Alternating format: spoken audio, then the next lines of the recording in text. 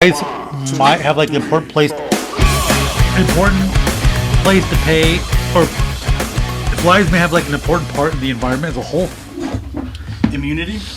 Maybe, I don't know. I mean, they spread the yellow fever. They don't spread like malaria, but Bacteria that you might not be exposed to regularly when it throws maybe up on your food. maybe like decomposition. I don't know, but Because you know that's what it does when it lands on your food, What? right?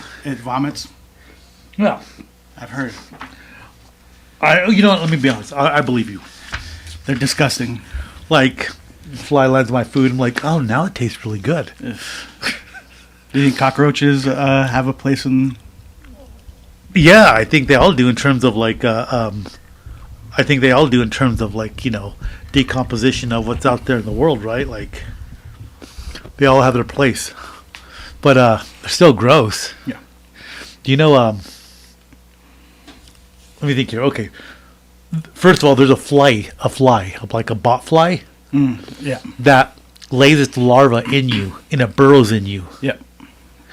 And then, like, I guess once the larva's ready, just fly comes out of your belly or something. Like, how gross is that? Freaking fly growing in you. The parasite. Oh, we're live. Now that we're talking about flies. That's gross. Like, I mean, I'm thankful that we live in a part of the world where we don't have to deal with that, but sweet baby Jesus. I mean, we got a good amount of horseflies here, but... They bite, but They don't burrow I don't in think your skin. I don't think I've ever had like a fly bite me where I'm like, Yeah. But I could imagine like looking down and seeing like a boil on my arm and being like, oh, there's a fly under my flesh. Ugh. Okay, roly-polies. Roly-polies have different names. They're pill bugs, roly-polies, wood lice, and there's another name. But a roly-poly, right? Sow bug? I don't know. Anyways, so they're gross. They urinate through the shells. They're like more related to like a lobster, I think, or something Really? like that. I didn't know that. And they're really good because they decompose everything. Like, that's their thing. They like eat all sorts of little crap. So they're supposed to be super efficient. So they can eat stuff with their mouth. They're just chomping away. Little roly-poly, little kids, you get them, you play with them, they're cute. Yeah. So they can also eat through their butt. What? Yeah. It's like a South Park episode. Yeah. And then once they eat and they defecate and they make excrement, then they'll eat that excrement again just to ensure they get all the nutrition out of their own excrement. Getting you food, man. What the... Like roly-polies. No, they're more gross than I thought. They're like, once you start hearing about all that stuff, and I want to say that they urinate through their shells or something like that. Yeah, they're nasty. Like, they're nasty. Like, once you start hearing all that, that's gross, right? Like, I used to want to play with them. Now I want to kill them. Yeah, you get them and you like get them. They make a little ball and you like kind of throw them at each other and all that. They're all rolling around their own excrement, eating it, peeing through their shell, eating through the butt. That was a public service announcement for the. You are welcome, world. But it's kind of crazy. They've been around forever too. They'll probably be here forever, just like cockroaches. Can't nuke them. They're too small. I know they'll just be underground somewhere. Like roll up as soon as that shit drops. I know, right? Or like maybe the radiation doesn't affect them. I don't know. Maybe the radiation will affect them. Then when we come out of the caves in 1,000 years, because we nuked the whole planet, there's going to be like these 10-story roly-polies just rolling around from the radiation. Starship pulleys. I know, right? Mm-hmm. Yeah, like the beetle from the bug planet. Mm-hmm. And it'd just be a roly-poly just eating everybody. God bless it. Love that movie. Dude. So today is March 23rd. Sunday, March 23rd. A lot of stuff happened, man.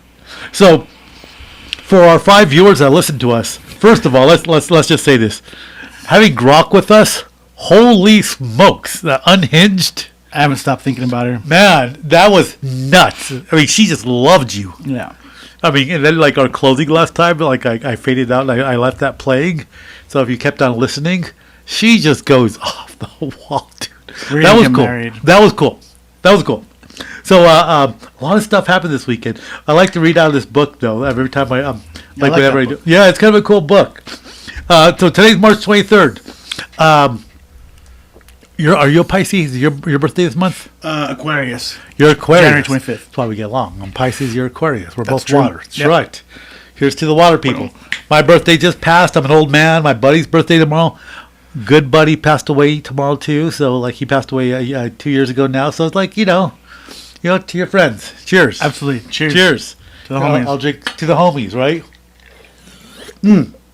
Okay, so on March 23rd, some of this is just like really old. Doesn't really, I don't know. Not crazy about, but I still kind of look at it. In 1540, Henry VIII completes his dissolution of the abbeys. I guess that's where they separate from the Catholic Church. Okay, so he completes dissolution of the abbeys. Okay, that's fair. 1775. Oh, okay, here's a good one. 1775. On this day, 1775, a couple hundred years ago, 150 years ago or so, Patrick Henry declares, "Give me liberty or give me death." Man, Henry delivered a speech at the Second Virginia Convention in Richmond during the debate over whether Virginia should send troops to join the Revolutionary War effort. Following the fiery speech, the delegate to the convention named Edward Carrington was listening to the speech outside the convention and later requested to be buried where he had heard it. And in 1810, he was the immediate effect of the speech was the passage of an amendment by the convention declaring the American colonies to be independent of Great Britain. Henry was appointed to lead the effort to raise militia to join the war. The phrase has become an iconic symbol of American Revolutionary War. Patrick Henry would go on to be the first governor of Virginia following the war. Wow! On this day, I mean, who would have thought, right? Mm-hmm. On this day, in 1806, Lewis and Clark began their journey home. They were explorers from St. Louis across the territory, acquired the Louisiana Purchase over the Continental Divide, West Coast over the previous 2 years. Their journey home was faster, aided by the knowledge of the Columbia and Missouri rivers. And they reached St. Louis in September of that year. All right, so today they started going home. They said, "Screw this, we're going home. Screw you guys, I'm going home." Fuck these grizzlies. Could you imagine unconquered America, just grizzlies everywhere? Grizzlies and wolves. Yeah, like coyotes. Everything wants to kill you. Like if you weren't like a man's man. And the natives. Yeah, and the natives too. Like if you had a skateboard, you're screwed.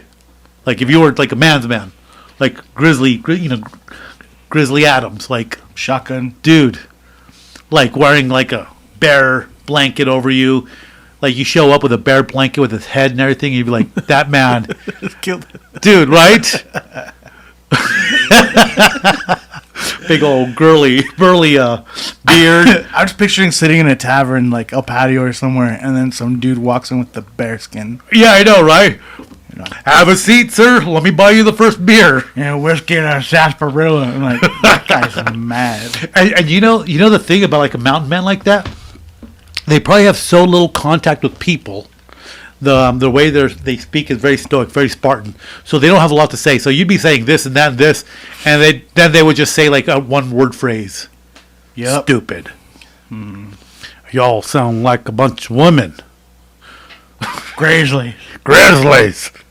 And everyone would be like, yeah. Yep, exactly. Yes, sir. Yeah. Thank you. Oh, my God. Okay. 1857, the first safety elevator is installed in New York City. What year? 1857. Damn, that's early. The safety elevator was designed by Alicia Otis, founder of the Otis Elevator Company. So the safety because, Otis installed a braking mechanism on the elevator that would engage if the hoist cable snapped. Okay, the first...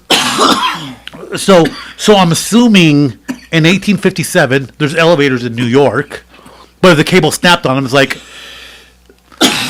Whoa, breathe. Goosefaba. So I'm assuming there's a bunch of elevators, but if the cable snapped, it's like, bye, Felicia. But thanks to Alicia Otis and Otis Elevator Company in 1857, now they had brakes, and you wouldn't just... A little more of a pulley system with backup pulley. Maybe, something like that, right? What do we know? Okay, 1909, Theodore Roosevelt goes on his famous safari in Africa, sponsored by the Smithsonian Institute. Oh, wow, he went through a safari through present-day Kenya, Congo, and Sudan. The Congo, dark land. Mm-hmm. Yeah, wow. Silverback gorillas. Silverback gorillas. And Teddy was there. Let's see. 1940, the Lahore Resolution is passed. I don't know what that is. Resolution called for an independent state in the homeland for Muslims to be established in British India. It later formed the basis for the partition of India in 1947, established Islamic Republic of Pakistan. Okay, so, all right, so that's after World War II, I think, maybe? Yeah, it was, because Pakistan wasn't established till the 30s? Well, no, Pakistan, the basis of the partition of India in 1947. Okay, so it was that Like the right area after. of India. Yeah, which is like where Pakistan is. Pakistan separated from India because it was all one country at one point. Okay. What year was that one? The Lahore Resolution passed in 1940, and it formed the basis for the partition of India in 1947. 47, okay. Yeah, way before our time. Okay, 1965. Oh, Gus Grisham and John Young lift off in Gemini 3, the first manned mission of the Gemini program, the first mission to carry more than one American astronaut. You know, we don't talk about that, but like really important. The first time you can get like 2 people in space at a time, or 3 people. You know, it's like big steps. They did it very little baby steps, you know, to get people into space. Never even thought of that. Yeah, like how important would that be? They're launching rockets, then they launch rockets with animals, and then you take the thing where you launch rockets with one human. It's like, all right, can we do a couple of people and then return them, and then kind of lay the foundation for like the Apollo missions and all that in modern day. Yeah, ISS. So yeah, you don't think of that. Okay, 2001. Today, 2001, Mir is scrapped in a control deorbit. The Russian space station entered Earth's atmosphere in 3 stages, eventually breaking up over Fiji in the southern Pacific Ocean. All right, and then 2003, the Battle of Nasiriyah. Nasiriyah begins in Iraq. The first major battle in the invasion of Iraq. And Private First Class Jessica Lynch was captured during it, becoming the first American prisoner of war. She's from our neighborhood, from El Paso. I didn't realize she was from here. She was either from here or stationed here. Okay, that rings a bell. I think she was stationed Yeah. in Fort Bliss. So, and I could be wrong, but okay. She was rescued by special forces the following week. Okay, and that was March 23rd. God, it's such a cool book, though. I love it. Very cool. Thanks, Jeanette. Thank you, Jeanette. Jeanette's like, okay, now I could just hit pause and move on to the next podcast. You know what? You better watch the whole show. Dude, so, God, I feel like so much has gone on, man. It's just been a crazy weekend. It's been a crazy weekend. I had all sorts of stuff like I was thinking about like AI, Grok, thinking about, there's this general I've been reading about. Crazy awesome. I have to see if I have my notes on him still. But then, okay, so people may or may not pick this up by now. We're from southern New Mexico. New Mexico, big state, big skies, but population like 1 per every square. I mean, no. I mean, but our county, which is a big county, only has like 100,000 people, maybe 120,000. I mean, that's the size of suburban New York. Do you know what I mean? Like, yeah, like pretty peaceful. Like, New Mexico is really insulated from the rest of the United States in the sense that when there's an economy slow down or anything goes on, we don't feel it right away, or we don't feel it to the degree like big cities do. Right. You know, the home crisis around the country was really big, and it is here too, but maybe not to the same degree. Very deep Hispanic roots. You know, you've got like a huge Hispanic, Mexican American population. Very the old timers. You know, you think about the old timers, very patriotic people, very religious people. They had like, you know, just your traditional Mexican town, but it's like a big Mexican town. Yeah. Very successful too. Like Las Cruces, people don't realize is people that worked at White Sands during World War II testing missiles and bombs, the A-bomb, they probably lived, if they didn't live in Alamogordo, which was like a little hole in the wall, they lived here because we're only like 45 minutes from there. And, right. You know, like Tombaugh. Yeah, Tombaugh. I mean, one of the greatest astronomers is from here, you know, and we're just a stone throw from Fort Bliss, one of the largest military installations in the country. I mean, then you have Juarez, Mexico. I mean, so there's a lot. I mean, The Trinity site. that's right. Mesilla, where the Gadsden Purchase was signed. Yep. That's right. So there's a lot of cool history. I mean, Fort Selden here, to where the Buffalo Soldiers were stationed. Pancho Villa lived here. Billy the Kid's gone through here many times. Yep. There's a mountain range called the Rebledos, and there's supposed to be like a little black peak there called it's not Bishop's Cap. I don't think it's called Kettle Top or something like that. Kettle Top or Bishop's Cap. Because I know on the Oregons there's one called Sugarloaf, but that's a white peak. But over here there's a little black one, and they say if you go looking there, you can see where Billy the Kid carved his name into the rocks. Oh, is that like a little past Oregon? No, the Rebledos is that side of town over there. You know that mountain range that goes on the other side of the river over there? Yeah. So apparently there's a cave or like a cave that he would hide in when you go up 70 past Oregon. It's like has a door and everything that he would just. Yeah, there's a door there, and then the other little mountain range right there between those ones, the Robledos and the Oregon Mountains, then there's the Donianas, and there's caves there too where the Indians used it, but he did too to get away from like law officials or the cavalry. I've heard, I don't know if it's true or not, that Geronimo hid there for a bit. Yeah, apparently Geronimo hid there as well. Yeah, and or he would use it to get away from the cavalry again, and then they would drive. The Indians would ride east, cross the Oregons, cross the White Sands, and that was like a big thing for it back then on horseback. Like you didn't cross White Sands because there's no water unless you knew where it was at, which the Indians knew. The Camino de Muerte. You just didn't make that pass unless you were prepared. So a lot of good history here in this area, the San Carrizo Mountains and all that stuff. So and I'm trying to lay this framework because people can relate to it if you're from a small town, small town vibes, good people and all that stuff. So this past weekend, man, things just went crazy. Like, I don't even know where to start. I don't even know how it started. Like, so the speculation right now is gangs. It was gang related. Are they saying gang related? I've heard talk of that. That's more on the rumor mill at this point, but yeah.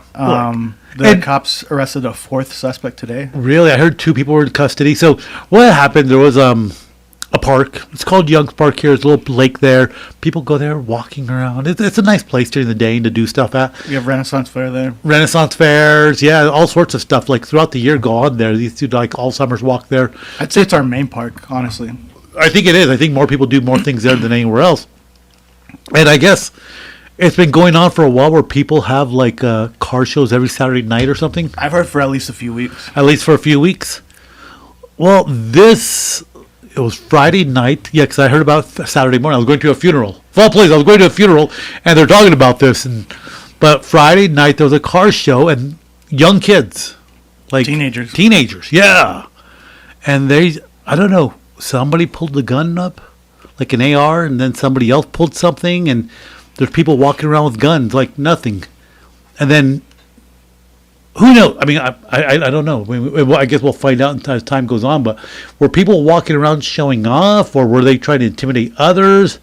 My theory, from what the footage looks like, because the footage or the images with the kid with the AR and his homie, so they weren't involved. And mind you, it was a nice AR too. Like if you look at it, it had like the rails and everything on there. It looked nice. Really? Yeah. So apparently they were visiting from Deming, and they would come into town and do Deming, that stuff. Another small town, even smaller, where the weapons gloss are going to be like the brandishing.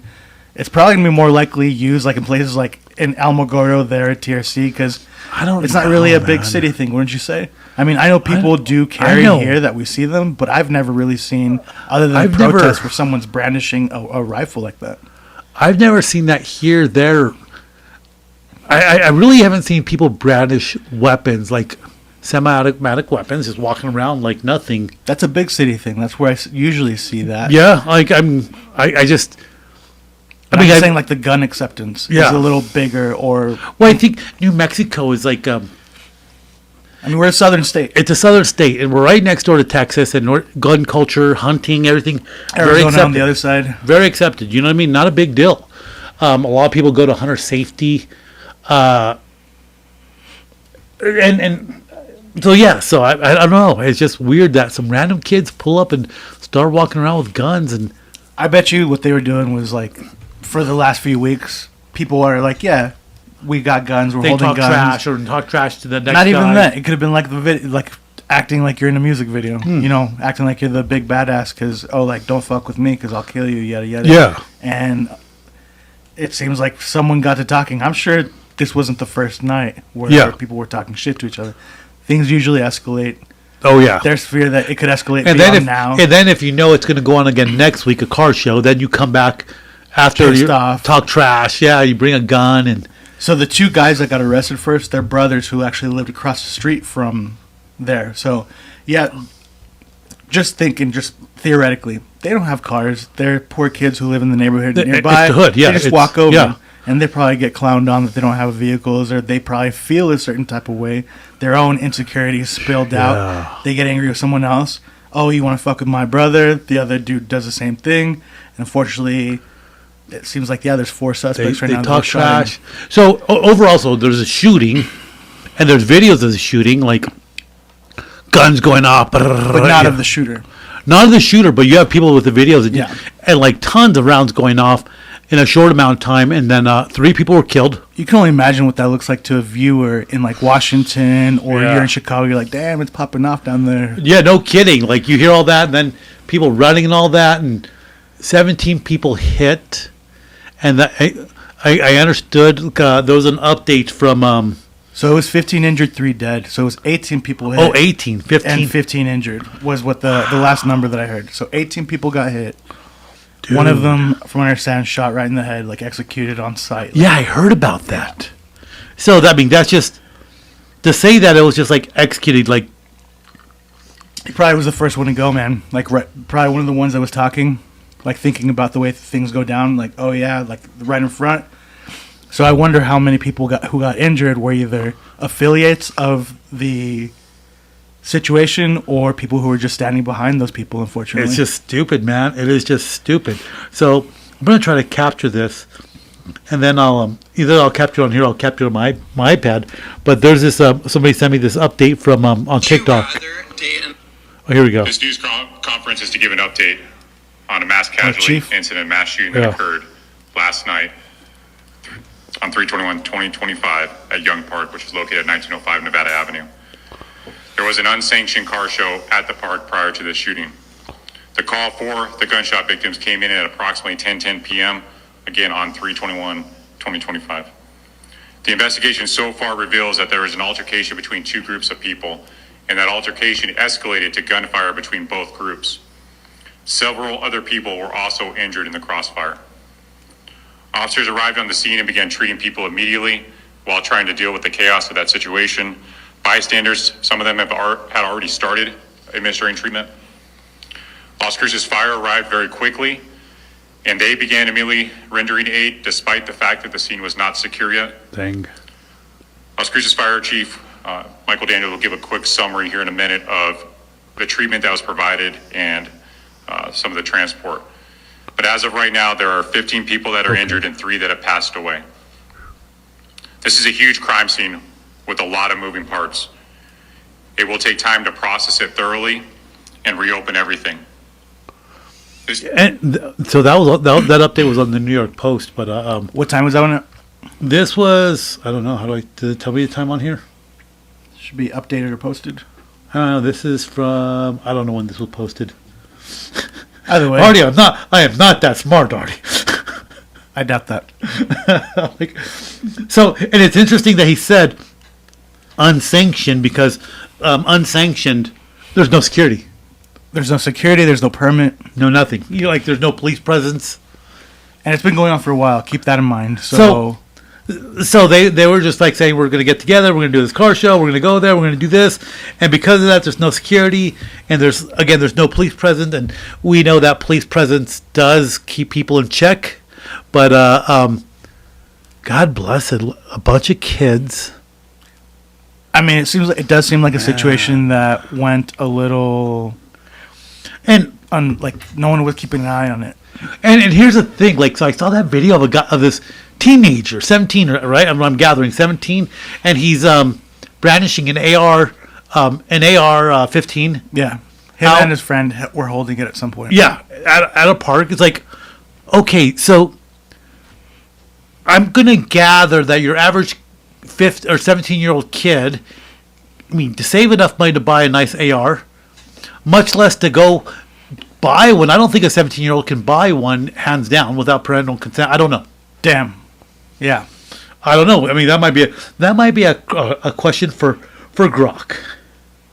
Because, you know, I really enjoyed using Grok. Grok seems like a really nice help. Okay, I think she's great. Hi, Aura. Real quick question. Can a 17-year-old buy a gun? Hi there. Since it's just you and me chatting, I'll keep it simple. In the U.S., federal law says you have to be 21 to buy a handgun from a licensed dealer. But for rifles or shotguns, 18 is the minimum. Some states have stricter rules, though, and since I don't have the latest on every state, it'd depend on where you are. Private sales might be different, too, but that's a whole other gray area. Does that help? That helps. Great, thank you. Glad I could help. Anything? Dude, it's just nice having like somebody that can answer questions like that. But okay, so rifles 18, but these kids weren't even 18. So I'm just trying to understand, like, do the parents know their kids have these ARs? Like, do the parents be like, are they going to be like, hey, I'm going to go to the car show, I'm going to take my assault rifle too? Absolutely not. No way. Do you know what I mean? Like, there's no way they know. So the question is, where did the kids get the guns from? You know what I mean? And yeah, like, what did the parents know? And they're 17, so yeah, they're gonna get. I wouldn't be surprised if they didn't get charged as an adult. Okay, so have you heard anything it's on that? Two different cases. I hear a lot of people talking about the 4 suspects who got arrested. Mm-hmm. The kids who were seen on those photos were not involved in the shooting at all. They might be looking at other charges independently. I'm sure a detective was looking at that already on their own. While the cops did a really good job of figuring out who the 2 shooters, the brothers, were, and the other 4. So from what I understand, I believe it's the shooters are 19, 17, and then there's a 16 and possibly a 15-year-old that got arrested. Smokes. Might be the 4th person. I believe he's 15. So I mean, I'm sure there's laws about shooting guns in the city, in a park. Again, were these guns, like, did you buy them from a store? Did your parents buy them? Were they your parents' gun? Did you steal it from your parents? Did you steal them? Did they give it to you? Are they illegal? Like there's so many like questions, because now you're talking about federal laws, right, in regards to like gun laws. But then you have the matter of the so you had 18 total, 3 dead, 15 hit. Yep. And so you can theoretically say 15 charges of attempted murder. Yep. 3 charges of murder, and then depending on who shot what their roles were. Do you know what I mean? So yeah, I guess legally speaking, attempted if everyone was hit in the torso. If it's leg or arm shot, who knows? Like, I don't know what the lawyer would be able to get rid of that. Should I try to get this thing? I know there's like this fly buzzing around. Artie's got the. I don't know if I have another square battery for that, but there's been this fly going around, and you know, when there's one annoying fly, that's it. Like, I mean, it's it. Is that dying? No, that means it's on. So we have this nice little zappy fly squatter, but we're all just sitting here like, okay, we're gonna get this little son of a gun. It'll pop up. I'll get him. Dude, you zap it, it falls in your drink. Ah! I hope not. Okay, quick question. It'll be a quick fix. Have you ever, like, maybe in the middle of the night, you go for a drink of water or something, you have a cup there or something, and there's a fly in your drink? Oh. Did you drink a fly? Oh, I have. I always have like cans of Bangs and all that, and I try to keep like something on it to keep them covered. But I remember one day I woke up and I just started drinking one, and I was like, "The hell is that?" I pull it out of my mouth. I go, "Oh, it's a fucking fly." This is a fly episode, man. If anything, your immune system's stronger. There's a silver lining. Oh my god! And I remember I played it off like, I hate flies all the time. It's okay. Is that not the first fly you've eaten?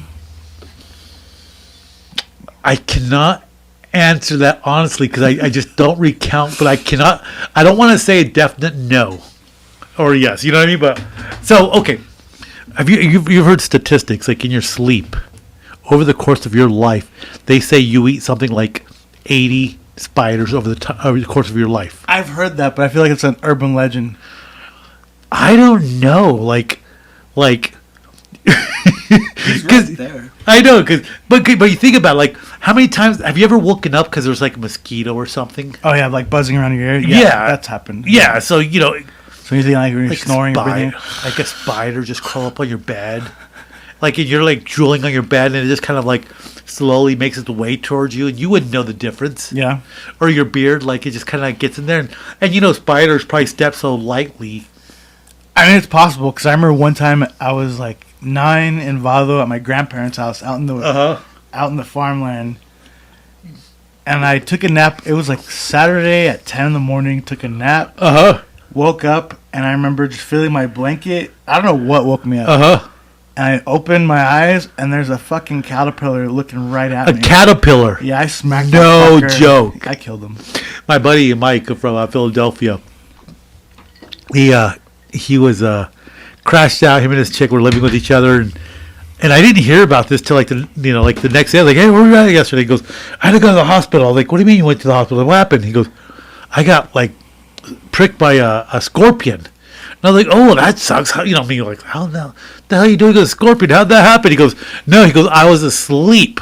And I was like, fuck what? That scorpion, dude. And he says the blanket was like hanging off the bed or something, and it like crawled up. And from him moving or something, it like stung him. And he said it was like the most horrible pain. My bad. Dude, imagine waking up and something like a scorpion on your leg. Like what the hell, right? Like, I know. Like, yeah. That's so close. I know. So that's gotta be like the worst thing in the world. So when I lived in a town called Los Lunas, was just south of Albuquerque. And it's a subdivision at the edge of the desert. And I kid you not, man, like what are probably the 3 worst insects you can see in your home? 3. Millipede or centipede. Centipede, okay. Take that. Scorpion. Tarantula. Okay. So in my house daily, there were scorpions, centipedes, and then at night, like when I'd have like the lights on, Jerusalem crickets. Oh, they're loud, huh? They're loud. They're real gross to look like. Once the big black ones. Yeah. Once I started like researching them, they're actually pretty harmless. Oh yeah, they won't bite you or do anything. They'll just jump. They're gross, and yeah, they're like gross. But holy smokes! And then like so, I had my dog kennels, and I lived in this house alone. So I'd come home late at night or wake up in the morning. Always a centipede or a scorpion on the floor, everywhere. Like, what the hell? I'd buy, like, the medicines for scorpion and centipedes because, regular Raid won't kill them. So you have to get, like, medicine specifically for them. Devil's bug, bro. So, like, it was, like, right in your face. I know. So, okay, I need you to write this down. Okay, get a salt gun, bro. You ever seen those salt guns? Oh, yeah, I have. This thing might be dead, bro. No, I don't think so. Let me see. If I... It's dead. Oh. So there's just enough for the... I'm going to flip the batteries around and see what happens. Okay. So, yeah, we're going to get a salt gun. Yeah. Yes. Imagine doing that mid-episode. I know.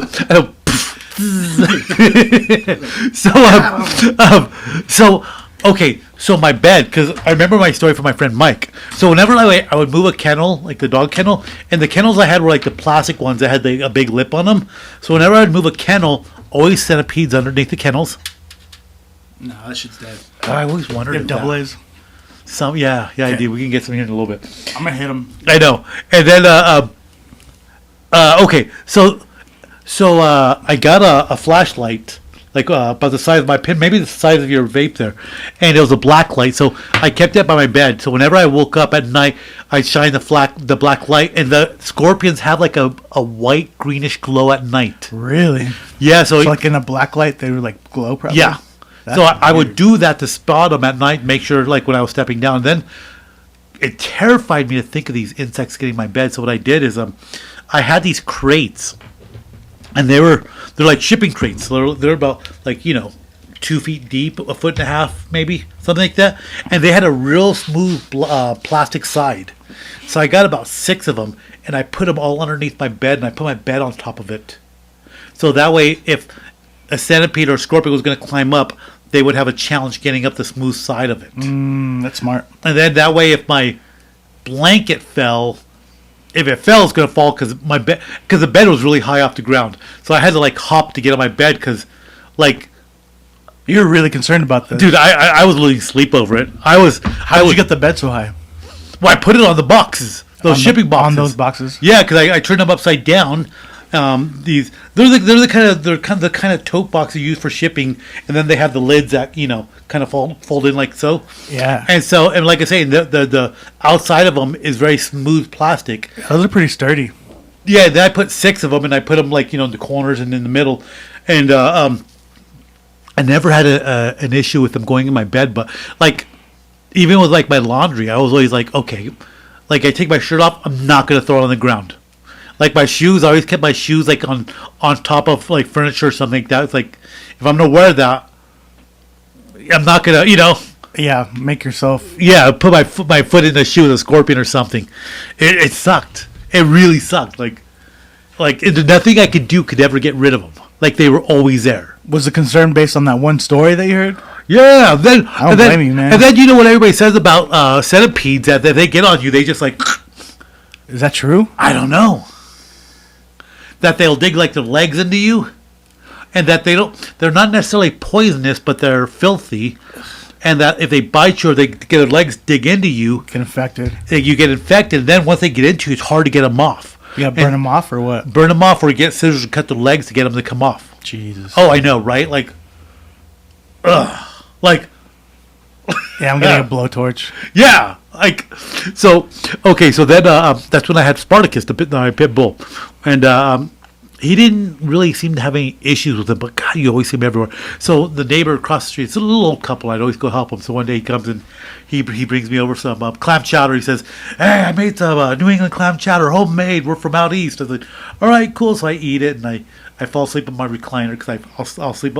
I'm terrified to sleep on anything, so I slept on my recliner. And I didn't realize it. I left the bowl on the kitchen counter, and my pit bull gets it. And the pit bulls, they have like really wrinkly skin. Yeah. So I think I fell asleep in the afternoon or something, and because when I woke up at night, I was like, my dog was like really uncomfortable. And I was like, the hell's going on? And I go, and his whole face is swollen, like all the wrinkles were just like.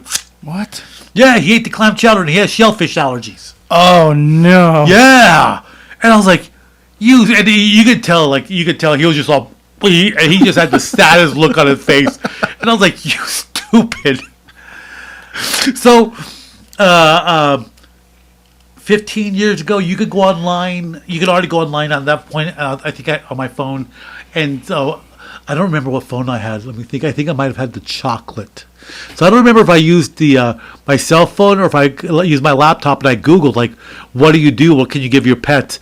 And so, because I was like, I can't afford to go to a veterinarian, like a 24-hour one. I doubt anybody's open where I'm at. So I Googled get children's Benadryl. So Smart. Ran down to Walgreens, got the children's Benadryl because it doesn't have alcohol. And I got the liquid and the pills, and I poured it in the bowl and tried to get him to drink it out of the bowl. He did a little bit, but he wasn't like crazy about it. I just grabbed him. Yep. I just made him drink it, and he was miserable. Mm-hmm. And just put him in the kennel and waited it out. How long did it take for him to level up? It was a good 40 hours. Yeah. So my pit bull. He just had bouts with everything. Like, he was an amazing dog. Ate the clam chowder. Has shellfish allergies. He made it. So then he had a wonky ear that was like a V. It's notched like a V like that because he got into a fight with a coyote, and they chomped it up so much that that part of the ear just shriveled up and died. And he shook his head once, and it just flew off. Oh shit! Yeah, and it tore open the skin on his skull. So I took him to the vet. They gave me they cleaned it. And they gave me antibiotics, and so I gave it to them. But it was really bad. It was still getting infected. And a friend of mine says, what we used to do back in Pennsylvania? Just get sugar and pack the wound with sugar and bandage him up. Ah, okay. So I did that, drew the infection out. No way. It worked. The sugar drew the infection out. Infection went away. The head healed, and he was a retard still after that. And then I had rat poison, and rat poison, it's like kind of like a fishy flavor to attract animals.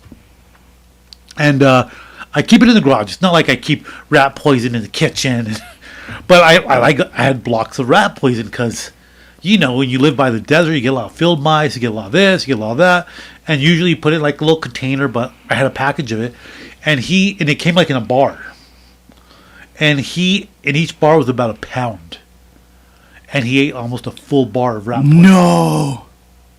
Like, I found a piece of it. I was like, what the fuck? And I realized I didn't close the garage door all the way. And so I'm like, what the hell? I'm all looking around. I'm trying to figure out, like, how many bars of rat poison I have. And I'm just trying to calculate in my head. And I was like, So I called the 1-800 number on there. And they're like, oh, so I started reading, like, right away I started reading, like, okay, what do I need to counteract rat poison? Yeah. At the very minimal. So you need vitamin K something, K12 really? Or something like that. And so I'm like, okay, go to the local like livestock store, Horse and Hound or something. Like, I was like, okay, they have it there.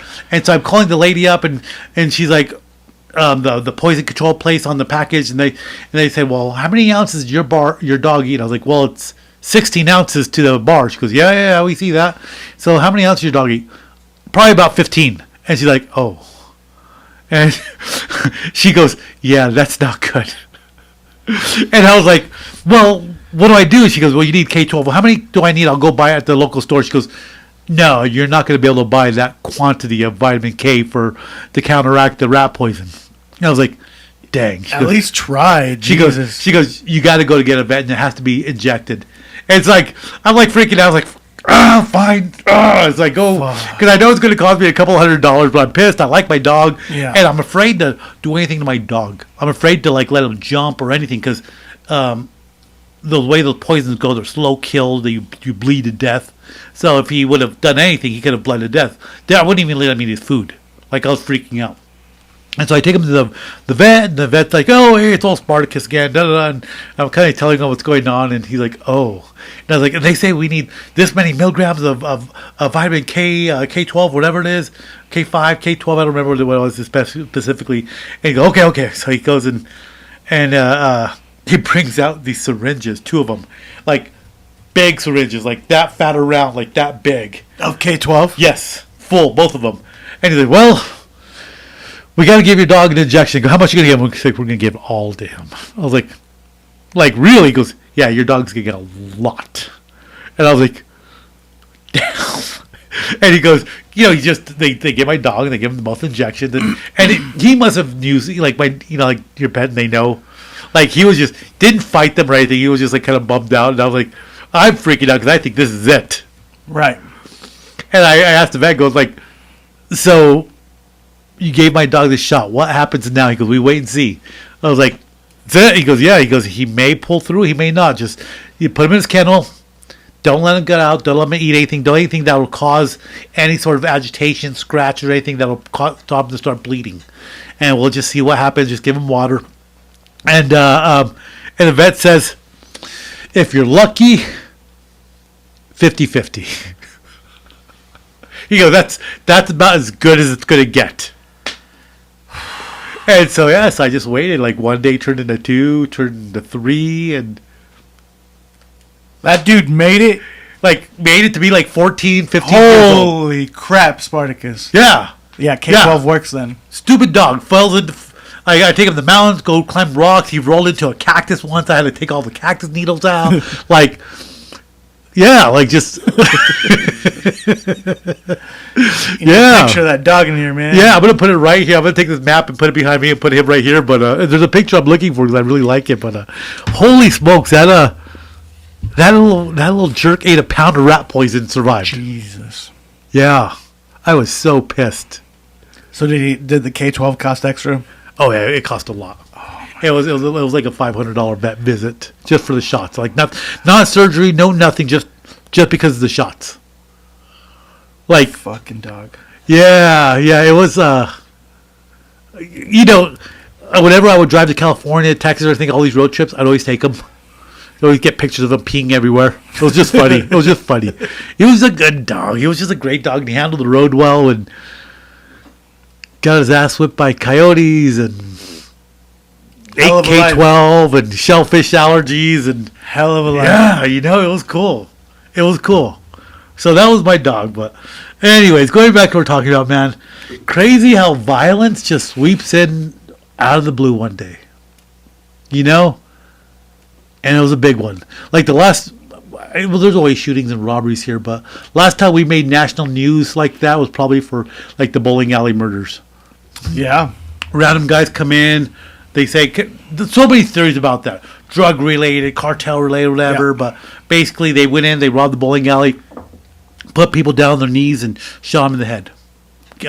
You know, execution style. Yeah, you know, and I don't know, man. I really kind of thought about this week. Like, I was telling this to my friend of mine. On Saturday, it's like, you know, the first time I shot a Mosin Nagant, that was a Soviet-made bolt-action rifle, and it was used as a sniper's rifle. And then it had a hinge where you could flip the bayonet over, like and you know, lock the bayonet in, and you could buy armor-piercing rounds for it, like here locally. And it's a big round. It's a bigger round than my 30-06 because we'd compare them, and it was a bigger round, and the head of it had a steel bar in it, and we were screwing around the desert, walking around shooting everything, and there was a pipe. My buddy's like, check this out, and it was like, you know, probably like a 3-inch pipe, and it was like 1/4-inch steel all the way around, and he shoots it with his rifle, and that rifle popped through one end of it, clear out the other. He shot into it? Yeah, it shot through the side of the pipe. Because it was just like laying there. Oh, got you right. And then, so it just went like in one side and out the other. And I remember thinking like, what the hell? Like does a body armor even stop this? It's got to still rotted. Like we're sending guys out to fight in wars, and this is what's being shot at them. I mean, does the helmet even help at that point? Do you know what I mean? There's no way. Yeah. And I remember the idea, the permanence of it, like thinking like what will that do to a person? Like that steel rod hit the bone, shatters your bone, whatever. Like, you know, a bullet will shatter your bone either way, but like armor piercing round, what it will do to a human, like stupid. And I wonder if a young guy gets a gun and he's showing off to his friends and all that. I wonder if they ever think about that, like the connection between death and how quick a bullet can take someone. Yeah, like no, they don't. It's optic. Man. It's all optics, movies, videos. Video games. Even like my 45, we had some steel sights out there, shooting at these steel sights. 45 just tears right through them. And me and Fobs, we were looking at those steel sights we had just bought, just had holes torn through them, and we're like, damn. 30-06 and a 40 caliber handgun just blowing holes through it. It's like, what chance do you have? Not much. No. You know what I mean? Like, and so you have kids running around with these firearms, because I'm the one. I'm of the type that, you know, the firearms is just the instrument. The instrument doesn't kill. You know what I mean? You could kill somebody with a knife. You could kill somebody with a hammer. Blunt force, right? Just a bat. Bash in their head, they're dead. Well, you can make all bats illegal. But I guess it's just that permanence of like, hey, this is a serious thing. And when you point it at somebody, you know that old saying, don't point at somebody unless you intend to use it. Yeah. But it's like, if you intend to use it, do you know the consequences? Like, this is not a video game. When you point this weapon at somebody and you use it, that's it. They're gone. There's no coming back. And what are you going to... You're pointing at somebody because you're pissed off for who knows what reason. Talking shit? Yeah. Where's the self-defense? I'm sorry. Like, there's no justification in it. Like, that guy that walked into Walmart and he's shooting people in El Paso, Right. like a couple years ago. Mm-hmm. Nobody had a gun and fired back on him, which is surprising for Texas, I guess. But but that would if somebody pulled out a handgun and shot at this guy, that would be completely different because he's walking around killing people. But that's not even this. This is like a park where there's people for the weekend and like an unsanctioned gun or car show, and I know I've seen those where people just pull up, they start playing music, they all just kind of hang out, something to do on a Saturday night. But you're gonna just kind of pull out a gun, just I don't know, you're the big man or something. I don't get it. Like what? Because you're tough. Like you say, like do you think does anybody think man, as soon as it goes off, I have to point this at somebody. As soon as I point this at somebody, something's gonna happen. Somebody's gonna die. Where's the mental connection? Like, this person's gonna die. This is not a video game no more. This is real. Maybe they're so angry that's what the goal is. They're like, oh, I'm gonna kill this motherfucker, and everyone's gonna see. I don't know, man. I'm not the one to fuck with. It's stupid shit. This is why I'm not opposed to the whole elimination of the Department of Education. Education was so different prior to my days. Even in my days, it was different. But then think about my parents' days and my parents' parents, how much different it was. They used, even when I was in school, they had brought a rifle out there, and they would show you how the rifle works and all that. There was still gun safety, and this is when I was really young, but that went away too. But at one point, weapons training and weapons safety was a part of the curriculum, and be just like shop. And it's hey, this is a real thing. This will hurt people. This is why you don't point it at people. It's weird, just how that and civics have gone away. Yeah. There's and you go to Israel, people walking around with not AR-15s, but the military version, not the M15, but it's not an M15 anymore. It's the newest version of whatever it is now. SKS. No, SKS is a Russian. It's it's a non-Russian made Kalashnikov. So an AK-47 is a Kalashnikov, right? Russian made or licensed by a Soviet country, but in those days. But SKS is the non-automatic, the semi, almost like an American made or Brazilian made or whatever, Mm-hmm. So, but even then, but you go to Israel and you see people walking around with their military rifles, chicks dressed up, gorgeous, and they have their purse, automatic rifle hanging over their shoulder. Everyone just walking around, and you don't have people just randomly shooting people in the streets. Switzerland, everybody owns automatic rifles. It's a thing, small country. You're going to own an automatic. You will own an automatic rifle. You don't have that crazy gun violence there. It's mandatory. I don't know now, but after World War II, it was. No way. Yeah, that was if you went in the military, it was you're going to own a weapon, and you even have the option of keeping your weapon or something when you got out of the military. As a invasion preventative. Yeah, everybody was going to be armed to the teeth. But I like it. And it seemed like there was a time when everybody here in America had guns or something, and I mean we all still do now. Farmers or pioneers. But there was everybody used it and everybody learned about it and understood it. There was a different respect around it. Everyone hunted. Yeah. It wasn't going to be something somebody's going to talk shit to you. You're going to be at a park and you're going to pull it out. No, it's some bitch shit. Again, it's that thing. If you're going to pull it out, you're going to point at somebody. Don't point at it unless you intend to use it. But if you use it, these are the consequences. This is what happens. People die. They do not come back from it. So that's the one extreme that I'm hoping will happen, that people will stop and be nicer to each other and recognize how short life is. Very 9/11. Get back to Cruces. Yeah.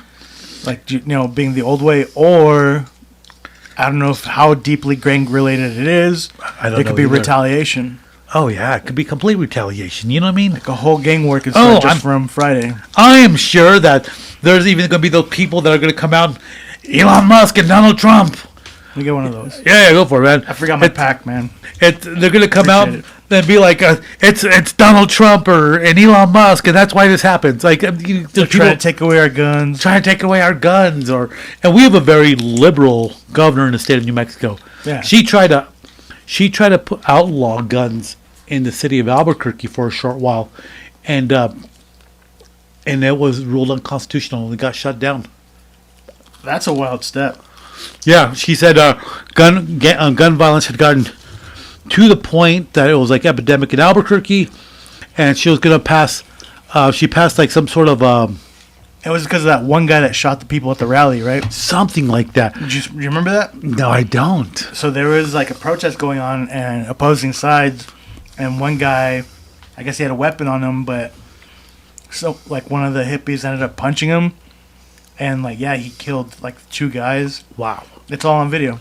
No, well, it could have been part of that or something, but she came out. She put like a moratorium on guns in Albuquerque, and they came out and said, "Well, you can't do that. That's unconstitutional." Yeah, it sounds like a good idea, but I don't know. I don't know. It's just crazy, man. Yeah, that sounds like a extra step, like very reactionary. And I'm pretty sure that shooting was in Albuquerque, and it's around the same time. It's around. It's got to be related, or maybe there was like a number of shootings in that particular window of time, which is why they came up with that. See, I'm seeing that little guy sitting on the. Oh, you missed him. As soon as you turn around, he left. He knew. That was. I just named the fly Doug. Doug, you're gonna die. You're gonna die, Doug. But yeah, I don't know, man. And if you think about guns in society, and I've had this argument, and I think you can argue it well. You go down to a country like Mexico. Yeah. That was close.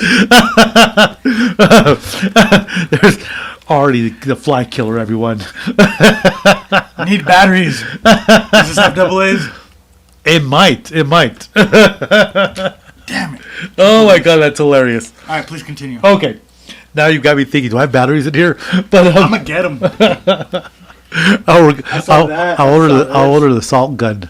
Yeah. I'm going to order the salt gun. And that way we can just sit here and shoot I know, that's why we're opening everything like, oh, it's only got double A's, man. That's a triple A. That's triple A. Oh my god, that's funny. Triple A. Or triple A, I mean. Yeah, they're all triple A. But, Son of a bitch. But you go to a country like Mexico. Yeah. And gun violence and violence against women, and there's all sorts of crazy violence, right? But there's guns are related in a lot of this violence. But part of the equation is because of the lack of guns, it allows for further gun violence from those that have it. Like England? Whoa! Fly flashed before my eyes.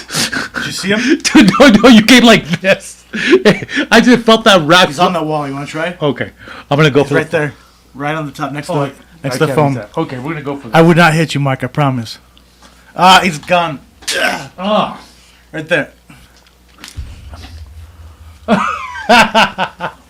Oh my god, this is funny. We're just so focused on this fly. But Should we take a fly killing break? oh no, I got him. No way. I got him, but I don't know if he's dead. Smash him. I'll be right back, Artie. Hold on Double the tap. fort.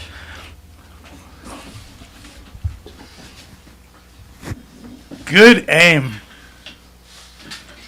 That's what happens. You come on the wrong podcast, they say.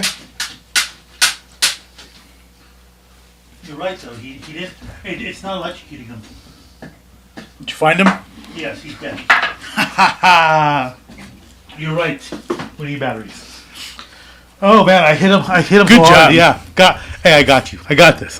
Son of- So, okay. So, I mean, we're talking about gun violence and everything. Here we are, violence against flies. The Buddhists would not approve. But therein lies the problem with Mexico: the lack of guns. People you have the new drug gang that comes in, the new Jefe, wipes everybody out and gets rid of people, and people in the town can't defend themselves. They have no guns. The police are no use either. They don't want to because they know they'll get wiped out, or they're kind of already on the payroll already as it is. Yep. There's just no self-defense. And when the violence got so bad in southern Mexico, people started getting guns illegally. Like automatic rifles, and they started making the auto defense forces. How do they call it? Auto defensia, or like the self-defense. Like there was groups of men that would protect their areas. And like towns would get together to protect their areas from cartels, and they'd start fighting cartels. Like a neighborhood watch? Kind of like a neighborhood, but like loaded to the teeth, armed to the teeth. Why? Because the government wasn't doing anything about it. They didn't want to, or they were in cahoots or something. You know what I mean? Like, whatever the reason was, the government, the local police, nobody did. So, local communities, little villages, took matters in their own hand. They came together. They made they call them auto defense groups. Who knows? They probably bought the guns illegally because that's how Mexico, just tons of illegal guns. And they just started fighting cartels in these little areas all over Mexico where people are trying to protect themselves. And the government said, "Well, you can't do that." Well, you're not doing anything. Vigilantes, well, yeah, badass. They had to. Mm-hmm. And everything that happened in Jalisco like a week ago, where there was a ranch in Jalisco that's like reminiscent of a Nazi death camp, and the local government in Jalisco knew about it. They investigated. They came out and said, "We didn't find anything. We knew that it was a training area for cartels. We knew that people were taken there, but we didn't find anything." So again, what the people do is they come up with their auto defenses, but they also have private forensics that they do themselves. So they went into this area and they did like a forensic investigation. And you're talking like piles of clothes, piles of shoes. They found ovens where they were just getting rid of the remains of people. What? They're finding bone fragments, like tons and tons of bones throughout the whole property, where just tons of people were being eliminated. After the local government came in and said, "Nope, all clear, it's all good." 1,500. 1,500 bodies. Something like that, yeah. Something crazy that the local police force, the local government said wasn't there. Talk about a load of crap. And so then it kind of begs to differ. Like, you could come to the United States, like, well, gun violence is a problem. But then you go to a kind of state that has ultra conservative gun laws that you can't own them, and it's the complete opposite, because now you can't do anything to protect yourself. And one crazy yay who has a gun, the whole town is threatened, takes your daughter, rapes her, and kills her. How many women were disappeared in Mexico? Do you remember? Too many, bro. I mean, just Juarez alone, there was hundreds disappearing from the maquiladoras. It was like taxi drivers, and then there was the serial killer we were talking about last night. The Egyptian you're, guy. you're talking like complete femicide. How many people have? Oops, hold on. Let me take that back. Let me do it this way. What's the rough estimate of how many women disappeared in Mexico?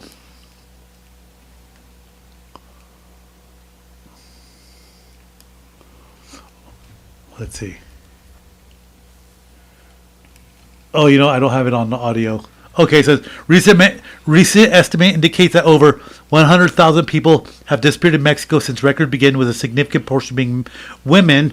Data suggests around 25% of these cases involve women and girls, translating to roughly 25,000 or more female disappearances.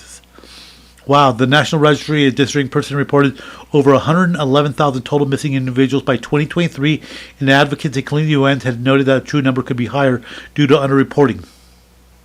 So way more. Way more. And you're talking at least 25,000 women that were specifically targeted because they were gorgeous. You know what I mean? Like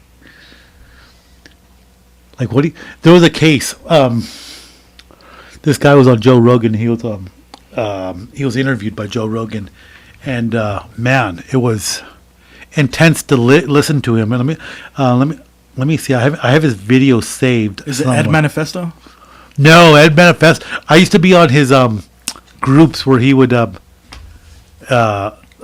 is the app called? I used to be on his Telegram groups.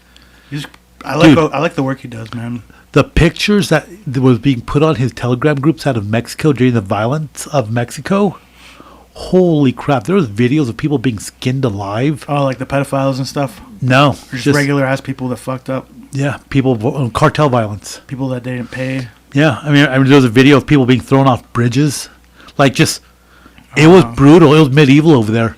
Like guys that were just from one cartel be captured by another cartel, and they'd have them lined up against the wall. These guys were just like, "All right, we're gonna die." They're just chill about it. They knew they're gonna die.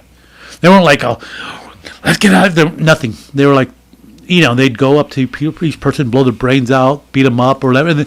And they have videos of all this. And I remember like watching this, thinking like, this is bloody medieval. And a lot of this is like an hour, 2, 3 hours away from here from the United States. Insane. So this guy here, I'm trying to. Oh, here it is. Juarez drug cartel victim Marissa Escobar. Sad story. This one was on Joe Rogan, and I can't play it because of, the copywriting stuff. Sure. But it is Joe Rogan and Johanny Hari. He's an English Here we go. He's an English investigator. He spent a lot of time down in Mexico, or a journalist. Johanny Hari is a writer and journalist. His new book, The Lost Connection, is available now. So he was talking about a mom from Juarez that had like a 14-year-old daughter, and they'd go to the market every day to sell stuff or something. And I'm going to try to paraphrase without butchering it, but they would go to Juarez to sell stuff, and she's something about like they met this kid, and this kid, not a kid, young man, befriended them, and she was helping him out because he didn't have anything or whatever. She gave him a place to stay, took care of him, that he'd help him in the market and whatever. And then she finds out that this young man that's significantly older than his daughter, and I think his daughter was like 14, he'd been having sexual relations with her daughter. So she kicks him out. Well, it turns out he's from like the local drug gang.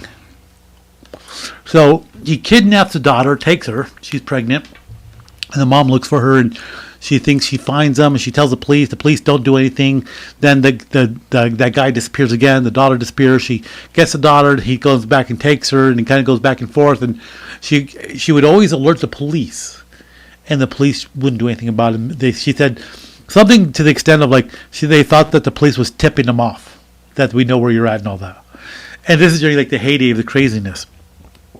And then a long time goes that she didn't hear about her daughter, and this random guy reaches out to the mom and tells the mom like, "Hey, I know where your daughter is, and I know about her whereabouts," but he didn't want to be seen talking to her in Juarez, so she agrees to meet this random guy middle of the desert outside of town.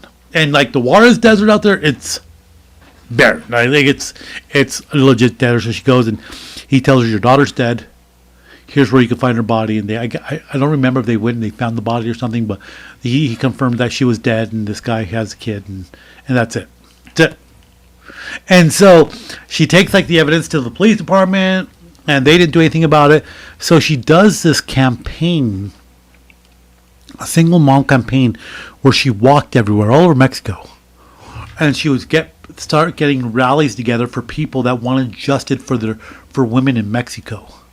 And she had a huge following in Mexico, and I looked this up once, but she would go talk at big events and all that. And she was, I don't recall if she was like in like Chihuahua, the capital of the state of Chihuahua, or she was like in Mexico City, but she was like at a governor's house or something, and they had like a big rally there.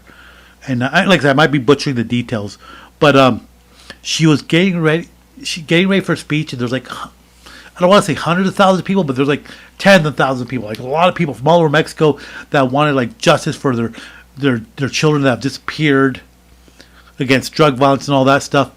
And she got up on stage and was getting ready to talk at a government location, the governor's office and all that. Some guy walks up to her while she's on stage, shoots her in the head. Mm-hmm. Person just leaves. That person's never apprehended, and she's dead, and that's like the end of her story. That's it. She's martyred now.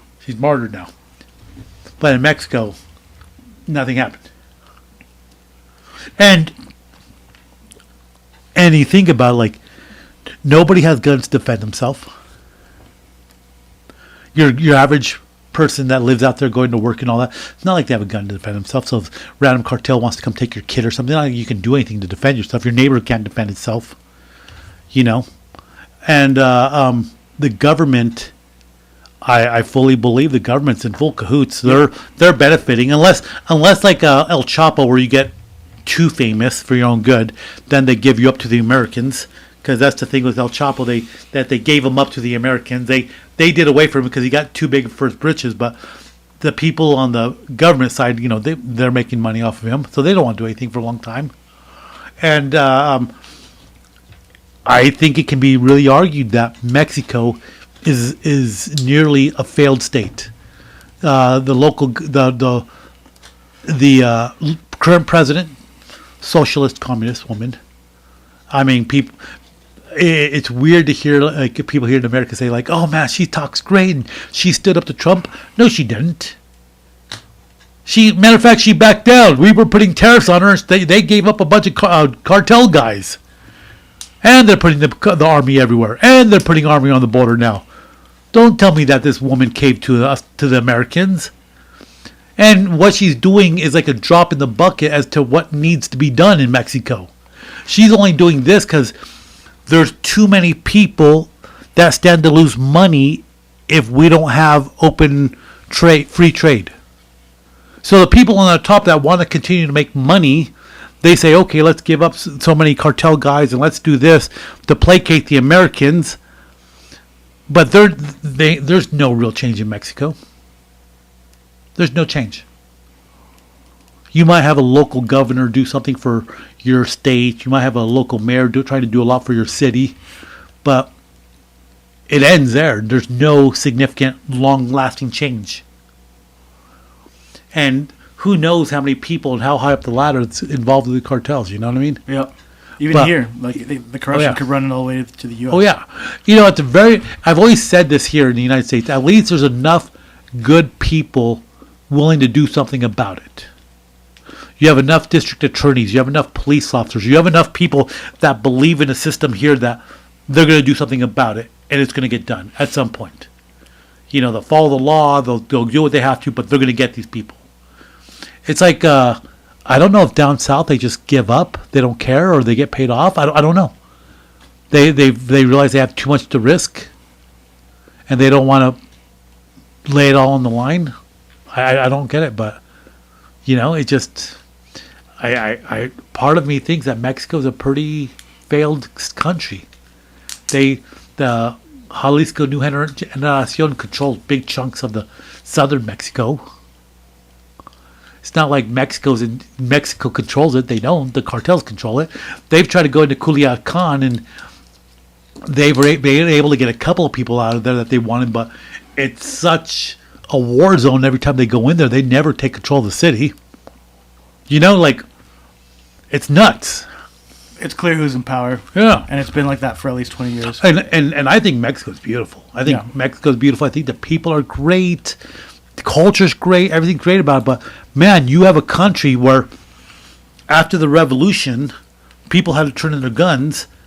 And over the last about 100 years, because Revolution ended around the same time World War I ended. So when it ended, people had to turn their guns and all that, you know, to the government. And over the course of 100 years, as society has spun out of control, people don't have the ability to take care of themselves, defend themselves. It's a crazy time all around, man. Yeah. From local to global. I don't know, man. Oh, yeah, the global stuff. Everything. Ukraine, Russia, the Houthis. Like, it's an interesting time to be alive again. You know? Mm-hmm. Yeah. I don't know, man. Don't know. I remember thinking, like, over the weekend, Cruces wasn't this bad in the 90s, and then you reminded me of the bowling alley. The bowling alley was kind of like the equivalent to this, and I hope we don't have a sequel, because it seems like after things happened at the bowling alley, that's when the Wolfpack came out. That's when more LCPD units got a little more active. I think the Wolfpack came out, and I was really trying to think about this, because there was a lot of teenage drinking God, a lot of partying, a lot of DUIs. Parties at the rivers, Days and Confused stuff. Damned poles, the cove, like everywhere. The clearing, like all these parties everywhere. And I think they were trying to get a grasp on drinking and driving and all that. And so the Wolfpack, the sheriff's, office, they had a bunch of officers on the weekends going around in their four-wheelers and Ecstasy exploded. oh yeah, X exploded. I remember being at parties and everybody smoking weed, and I was still wet behind my ears to be like, "Oh my god, everybody's smoking weed. they're smoking drugs. They're smoking marijuana." Like at these parties, like we're gonna get in so much trouble. We're gonna go to jail. but it's weird though. Like I don't know, man. I don't know. Like maybe violence has always been there. It just comes and flows in waves. It's like the ocean, and I don't know who I was telling this to, but. It's like the ocean, there's tide comes in and then it kind of goes down again. And it comes in and so it comes and goes and flows. And maybe we're seeing an uptick in it because there's a lot of uncertainty going on right now. Definitely a problem with the justice system. People get released, even for violent crimes, within a couple of days. Look at what happened in California for a good minute. I don't know if they're still doing this, but they weren't even, like when there was like shoplifting, they weren't even going after the people, weren't prosecuting, weren't arresting them for, like, anything. Yeah, you had to steal more than $1,000, right? Something like that. And they weren't prosecuting, they weren't incarcerating. And it seemed like just recently they started to, and people have been surprised by it. There was like a video of these girls that stole stuff from a store, and then the police came and got them, and they're like, "Why are you arresting us?" It's like, you stole from a store, and you're obvious about it. I think a lot of local district DAs and whatnot are fed up. And they want to do something about it. Yep. Again, there's good people that want to do something about it. They realize there's work to be done. There's work to be done. And there's always work to be done, but right now it's like the pile is already really big, and we got to start from somewhere. Yeah, absolutely. Absolutely, Like after the riots, remember in LA? Things kind of chilled out after that. Oh, yeah. Well, I mean... It is funny because you said, like, you hope everybody kind of is good after, like, the violence. Like, 9/11. When 9/11 happened, like, everybody... Patriotism, but people overall were just a little bit nicer to each other. Mm-hmm. They really were for a period of time there. I remember just how the life seemed like it just turned around overnight. Mm-hmm. Yeah, the LA riots and Rodney King, remember all that stuff? Like... People went crazy, and it's just nuts. Like, there's a story about these Koreans in Koreatown. They armed themselves and essentially barricaded Koreatown to prevent the mob from coming in and just burning the whole Korea down to the ground. Yep, on the rooftops. Right. But again, they're able to do so because in America, you can have a gun and you can defend yourself. You wouldn't want to, but... That's why that right's there. That's why that right's there. For that specific that scenario. Specific reason. And we do a disjustice by not teaching our kids about guns, because what are they learning from it? Social media, Call of Duty, movies, Instagram. And it's funny because, like, when you hear a kid talking about a gun, it's like, why do you need that for? Well, this person and this person online have these guns. I'm like, that's so stupid. You made me realize that, I mean, these are all teenagers that we're talking about on Friday. There's video of when the shooting started, but we just haven't seen it. Oh, I'm sure there is. There's video of the shooting. There's video, and it's stupid because it's like, and maybe this is a sign of the times that there's kids that have grown up with social media now, full on, since they're kids now. Not like you and me. We didn't grow up with social media for the first umpteen years of our life, right? Yeah. Till MySpace. And even then, you couldn't really upload something from your phone to MySpace initially, right? We had flip phones and razors and whatnot. Yeah. Blueberries. Yeah, you could. Yeah. Yeah, exactly, right? Blueberries. The razor, what was the black one? The flip phone. I remember the V90. Sidekick? No, there was the V90, which is like a little flip phone from Motorola. It's like titanium cover. It was really pretty. And then the black one. Well, oh man, it was a really good phone. I really liked it. It was like legit. It was like a black flip phone.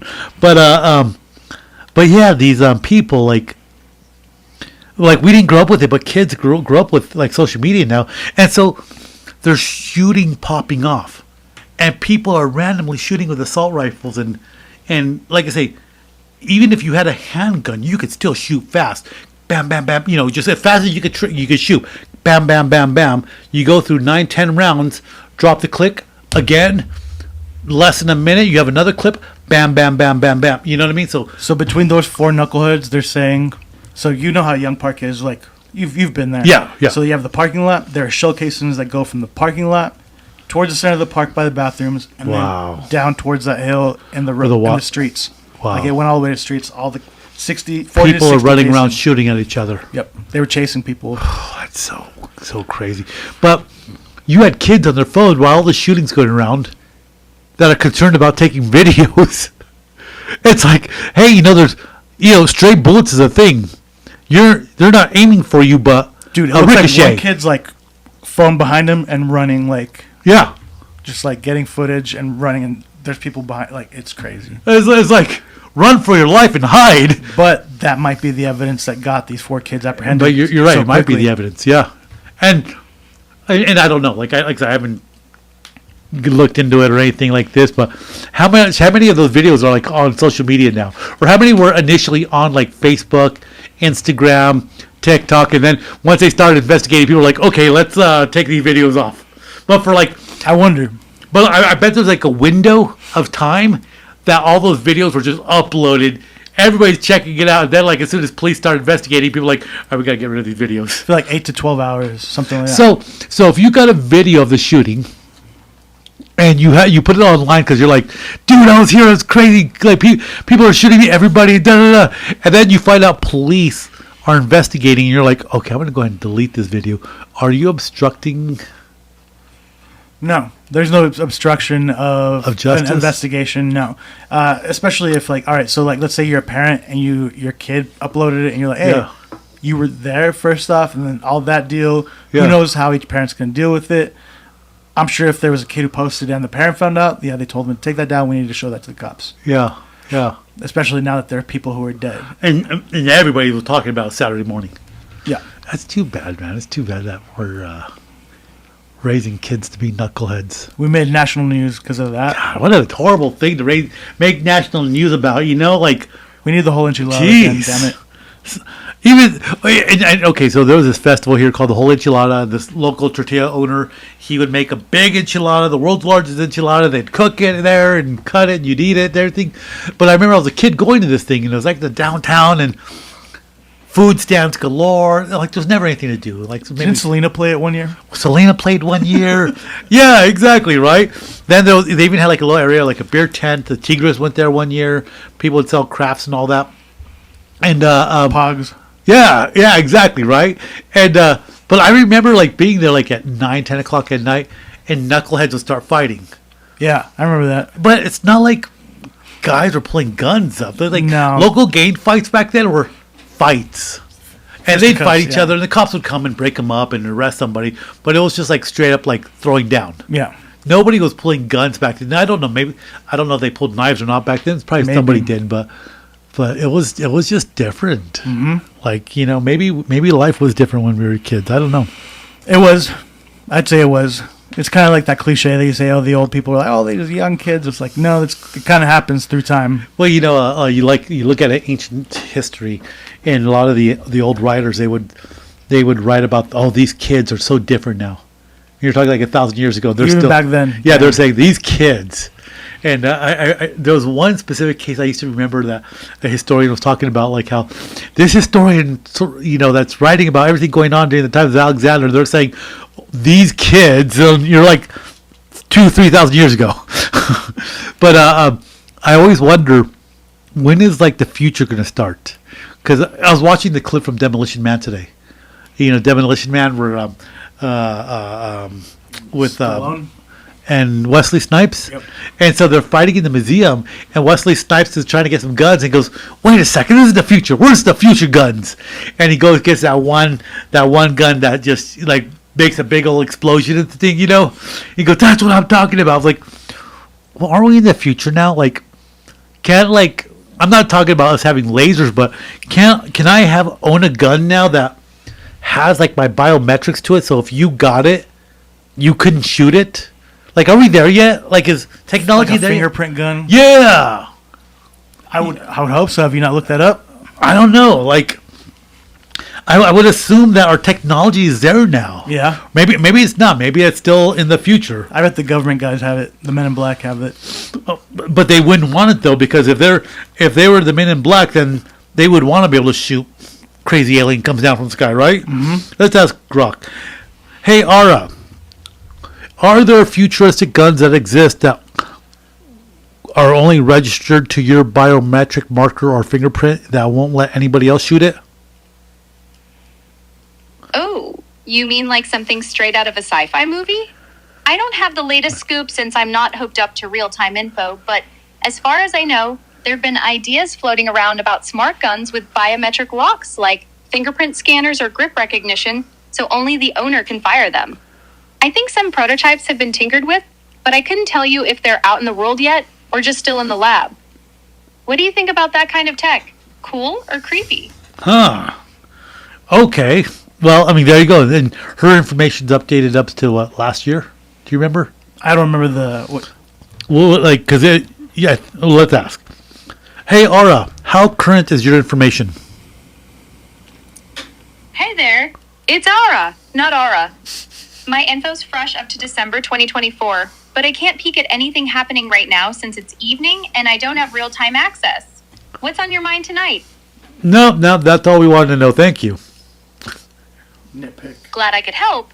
If you need anything else this evening, just let me know. Take care.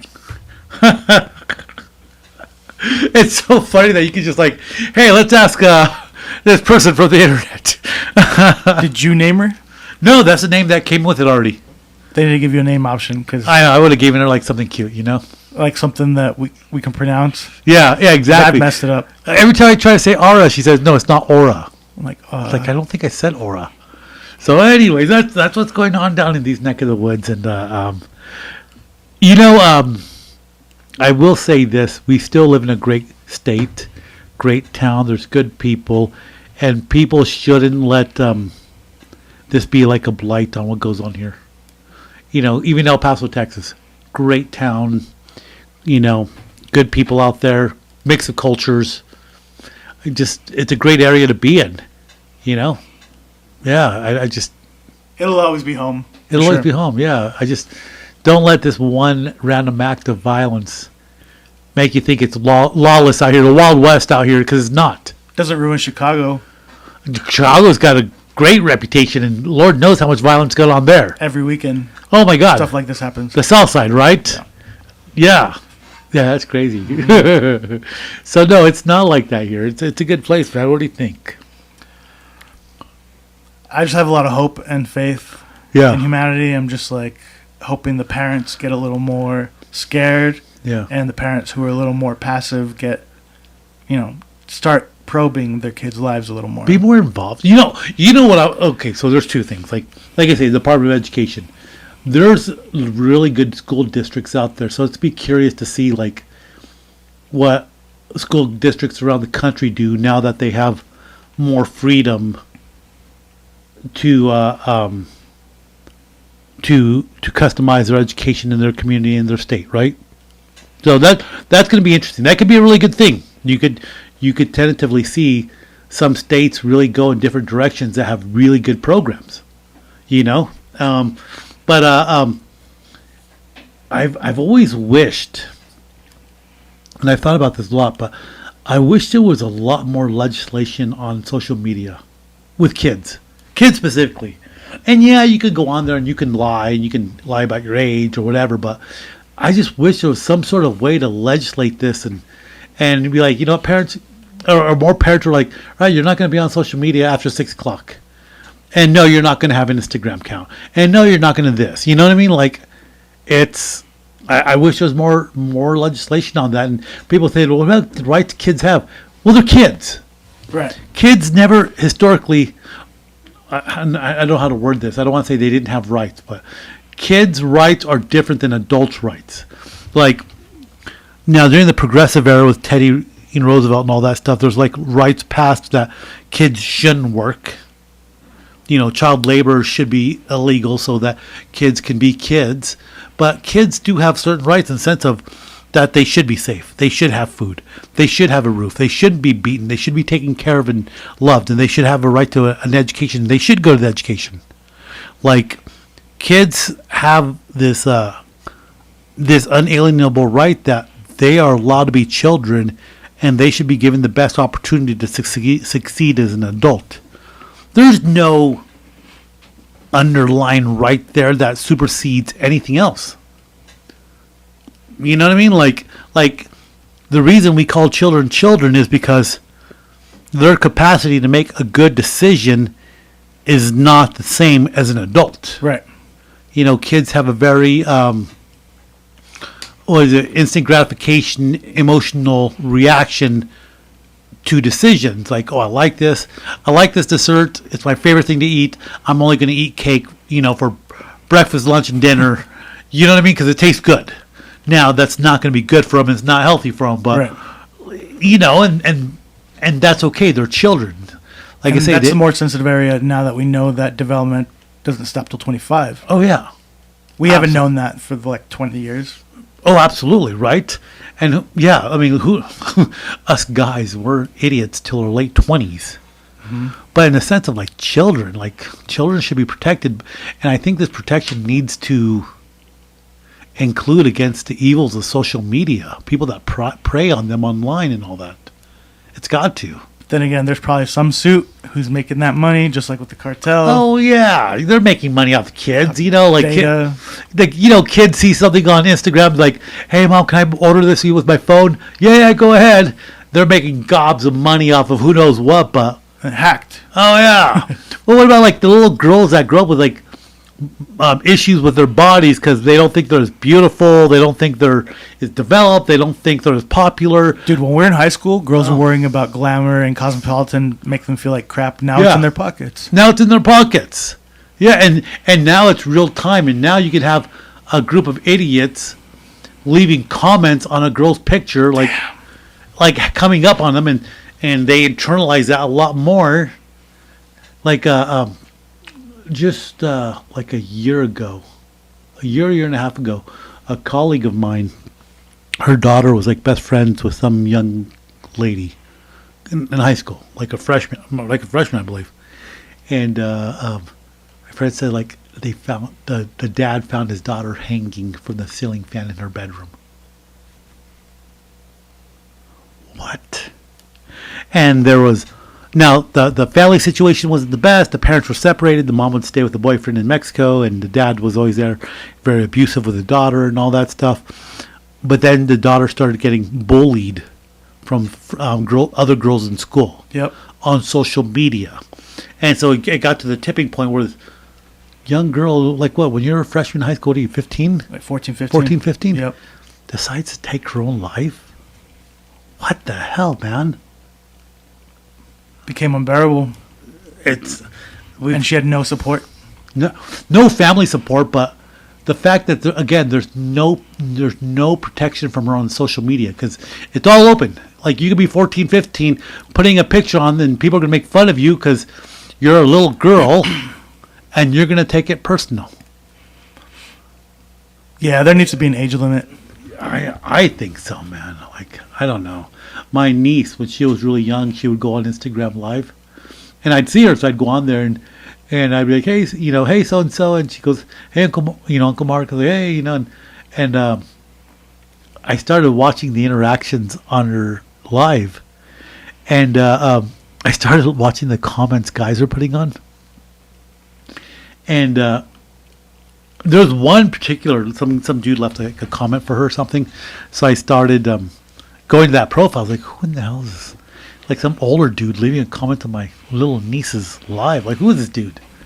And I messaged my brother and said, hey, who's, your daughter's going on live and you have these guys that are interacting with them. Some of them are like real creepers that are older or whatever, blah, blah. And like, so he deleted her profile. Oh, damn, the whole thing? Yeah. How old was she at the time? She was, God, maybe like 14. Valid. 14, 15, yeah. That's valid. Yeah. Like so yeah, like good for my brother for taking that step and going all out. Because I mean, I don't know, man. Like it's a real thing. It's real. They're too exposed. They're too exposed. You know.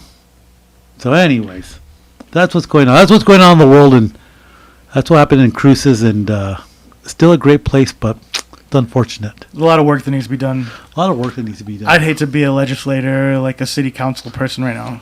Well, and here's the thing: you can't be overreactionary because you can't make like a sweeping decision right now. Be like, okay, that happened. I'm going to do this, and it applies to everybody.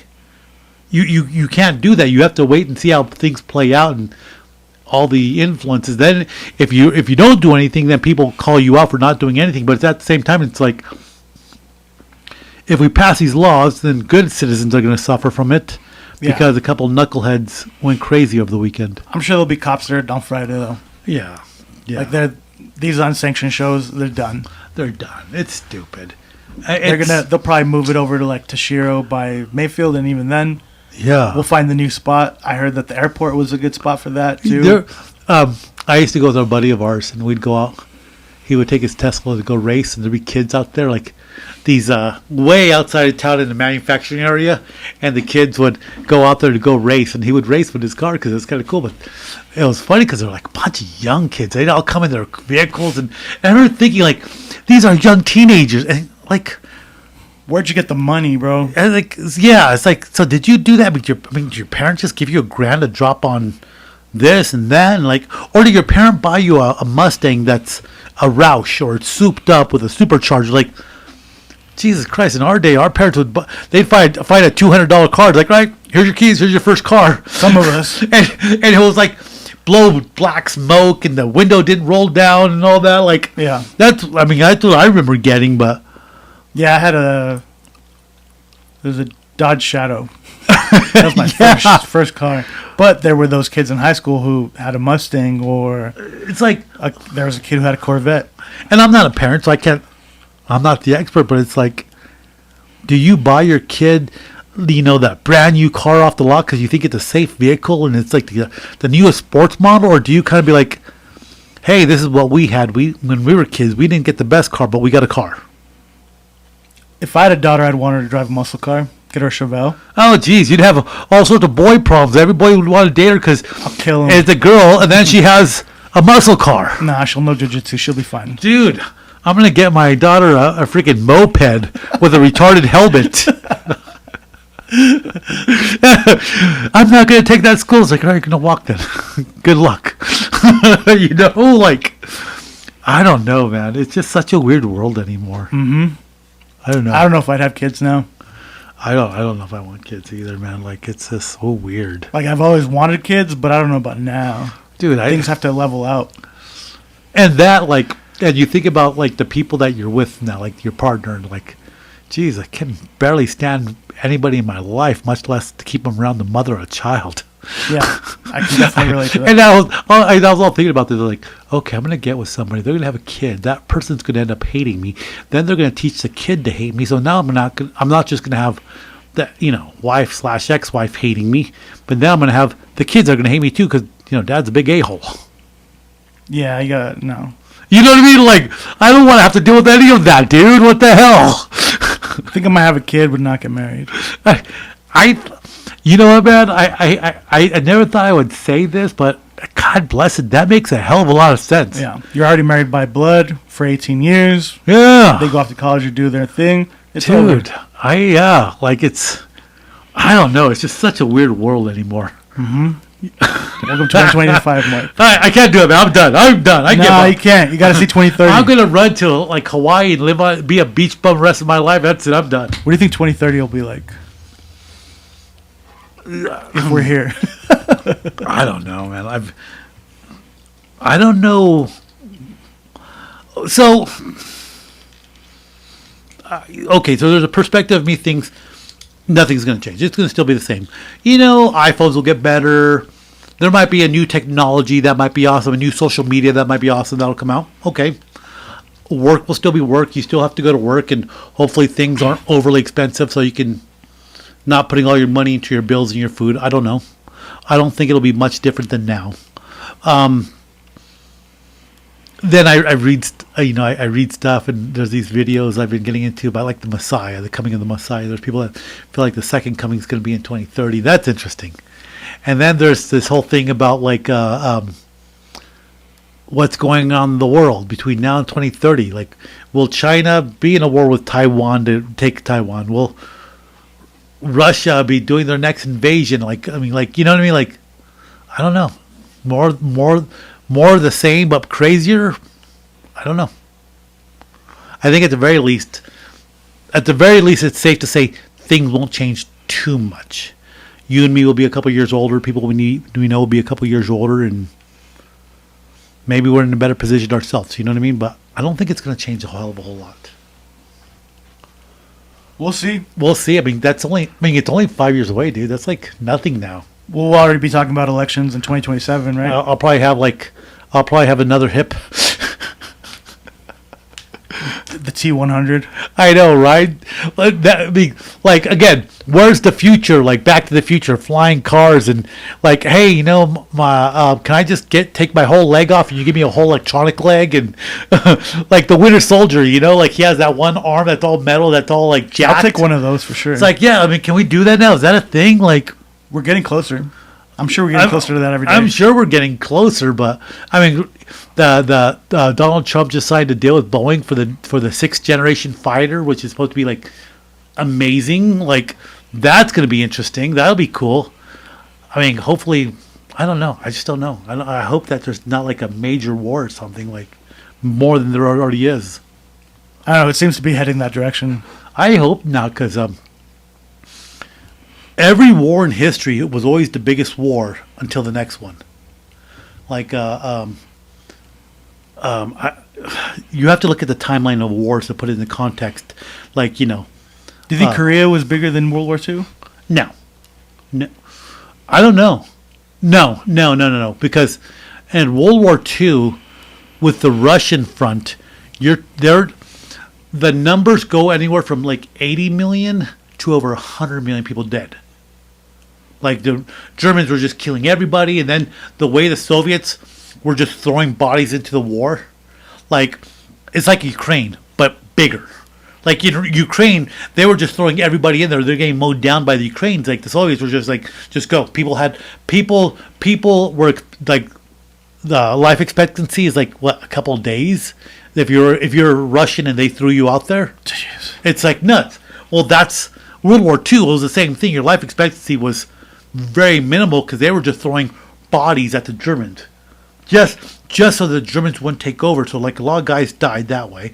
The Germans killed everybody. Germans at the time during World War II viewed like Russians and people from that part of the world just like they viewed them as nothing, garbage. Right. There were a lot of gypsies, Jews. Yeah, like Slavics. just like they did with the Jews, right? Yeah. Russians were the same way. So Korea was that big? No, but then the Chinese entered in.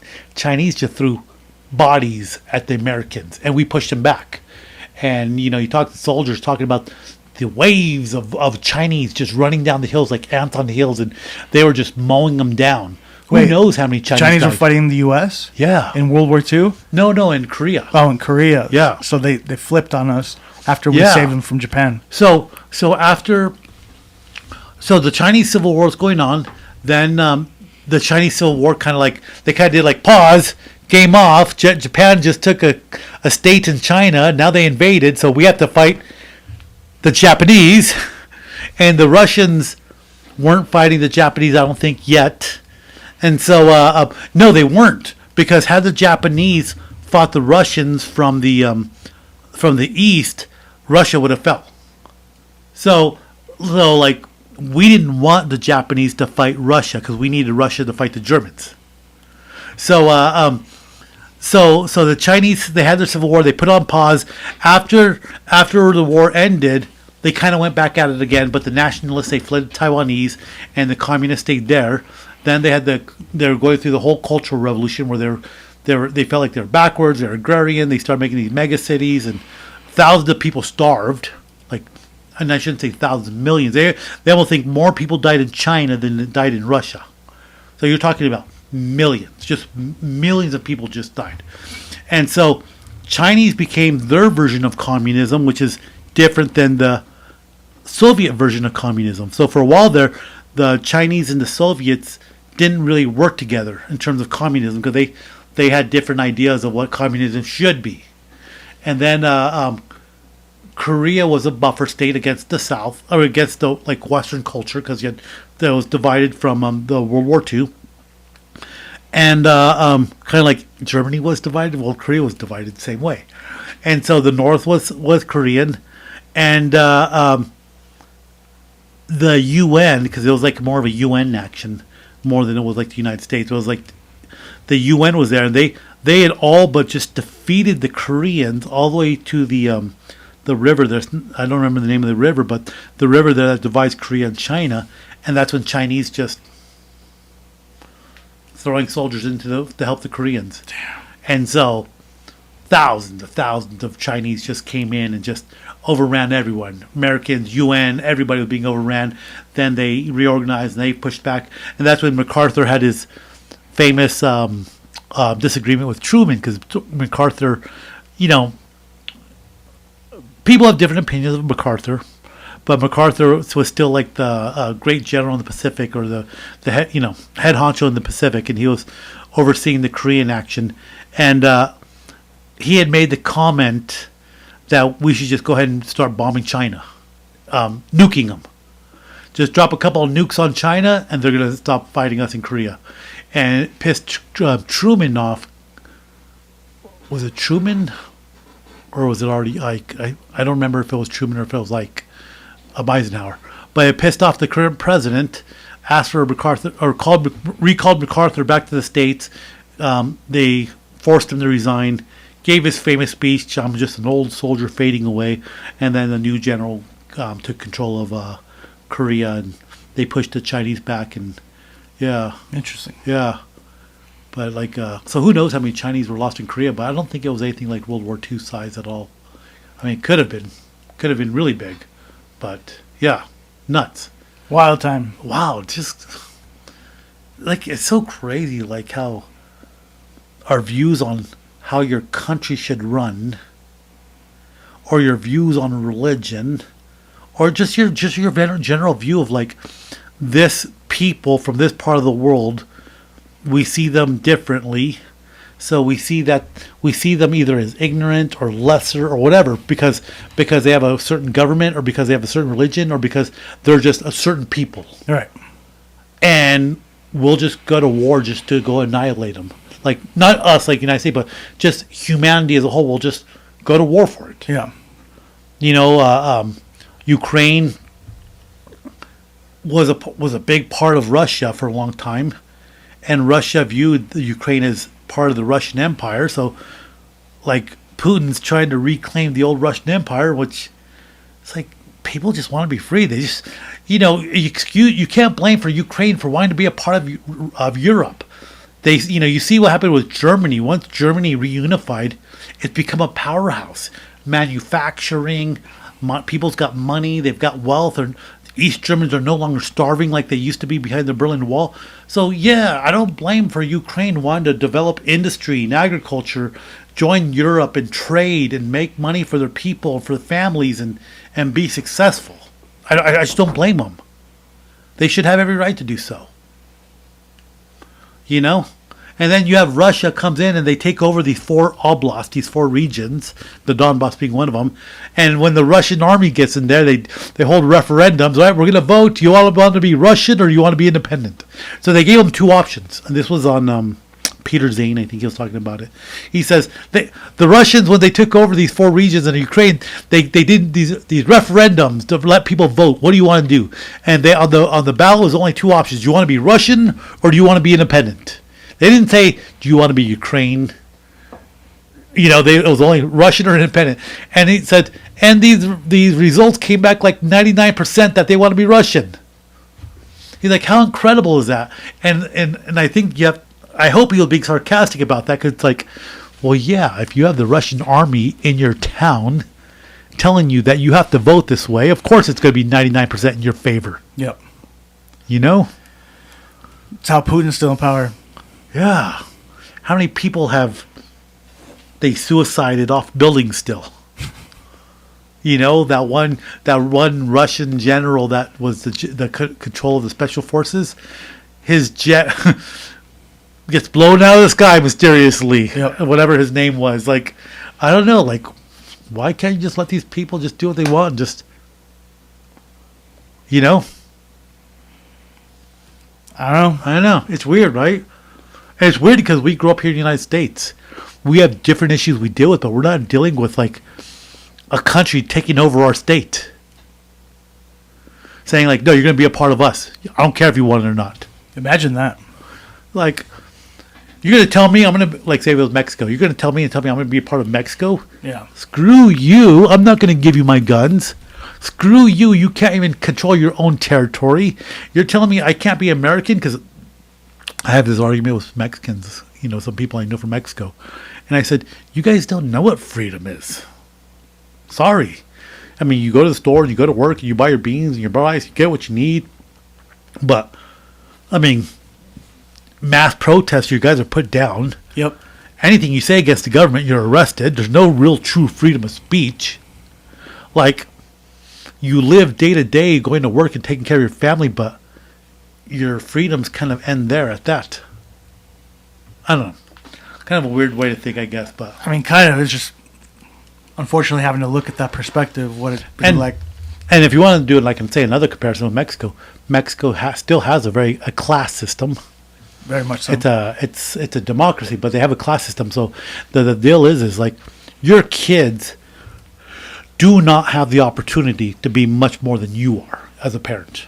Like, here in the United States, we always want our kids to be more successful. Yeah. And they have the capability, go to school, get a good job, make a lot of money, and you have the chance of being more than your parent was, being more successful. Over there, if you don't have the name, if you didn't come from the right family, if you don't know the right connections, you're not going to become more than what your class is already. It's already predetermined for you. You'll get your car, you'll get your house, you'll have your family. And maybe that's enough for some people. Maybe they're happy with that. Yeah.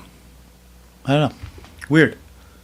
It's just weird because, like I say, we live here. Yeah, we have no idea. We don't. People here we take for granted how blessed we are. We really are. You know? And it's imperfect, but it's still more opportunity than we may have somewhere else. Yep. Anywhere else. Anywhere else. I mean, you can come to the United States not knowing English, and you still have the chance to make something of yourself. Yeah. If you're willing to put in the work. It's a beautiful thing. It's a beautiful thing. And so I get when I hear politics that are very extreme, people's impressions of the other side, when it's very extreme, it's annoying. It's like, just wait and see. Things never have really gone that south. In the 70s, huge protests. And rightly so, civil rights. Civil rights for all Americans. 100%. Rightly so. But things have always leveled out, and they've always worked out here. You know, you go from Jimmy Carter to Nixon, and, you know, I don't know who the craziest person was since then. I mean, then you have, like, Ronald Reagan that came in during the Russians, and then you kind of swing the other way to Obama. The politics always swings back and forth, but things always, in the long run, kind of works out. And so either you're really for what's going on right now or you're really against it, but there's no need to go do violence and do crazy, because it's going to work out in the long run. It really does work out. In America, there's enough people that want this to work and do the right thing that it's going to work out. You know? So, I don't know. It's kind of the way I look at it. Yeah, man. Again, like with the local issue, I just have a lot of hope and faith in humanity. Yeah. And hope that, yeah, People things need do to the level right out. thing. Things are crazy all around. Parents will get more. Hopefully, it forces parents to open their eyes and get involved with their kids, take an interest in their kids' lives. Yeah. That's what the kids need. Take an interest. Yeah. See what they're doing. They don't have the attention. Yeah, you know, they're on social media doing what? Sorry, get rid of your social media, son. That's the way it is. Yep. I don't want to. It's like, tough. Lose your social media or your phone. Yeah, what do you want to do? Maybe you need to. Maybe you need to lose your phone too. You don't need to be a 13-year-old with a cell phone. Sorry. Yeah. So, I don't know. Anyways, that's my rant. It's a good rant. It's a good rant. My friend, thank you. Thank you. If you've made it this far with us tonight and you heard the local news about the mass shooting in Cruces, and it's unfortunate, but it's still a good place. It's still a good place. It'll always be home. Always be home. Right on. Well, thank you. Thank you for joining us, and thank you, Mr. Artie. And Thank you. again, thank you for Grok for dropping some knowledge on us when we need it. Absolutely. Absolutely, man. You have a good night. Our era, right. Dude. Yeah, wow.